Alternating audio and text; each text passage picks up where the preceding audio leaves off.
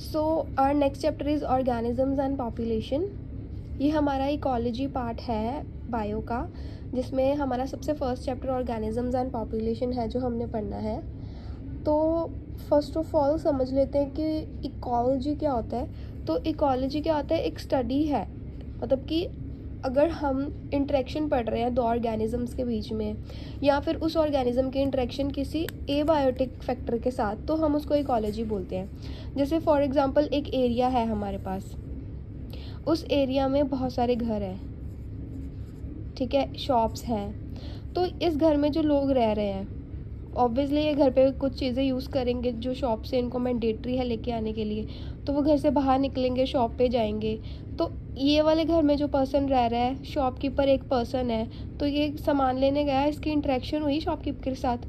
तो फिर एक ऑर्गेनिज्म की दूसरे ऑर्गेनिज्म के साथ जब इंटरेक्शन होती है, मतलब कि बायोटिक फैक्टर की, मतलब एक बायोटिक की इंटरेक्शन हुई बायोटिक के साथ, उसको हम इकोलॉजी में इंक्लूड करते हैं। इसमें सिर्फ बायोटिक के साथ इंटरेक्शन नहीं आती। फॉर एग्जांपल ये इंडिविजुअल में सामान खरीद लिया, ठंड का मौसम है, अब इसको चाहिए कि धूप निकल आए तो मैं थोड़ी धूप सेक लूँ घर पे जाके, और ये घर पे गया और सच में धूप आ गई, तो ये क्या करेगा, टेरेस पे जाएगा, धूप सेकेगा।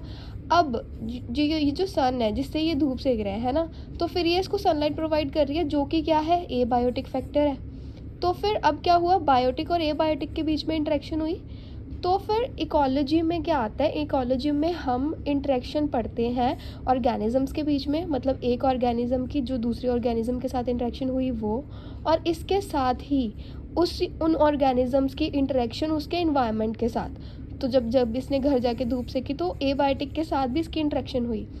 इस सारी चीज़ को इकोलॉजी बोलते हैं, interaction between biotic and biotic and abiotic. जो फादर ऑफ इकोलॉजी हैं that is professor Ramdev Mishra, ये नेम आपको याद रखना है। इसके बाद आ जाता है हमारे पास इको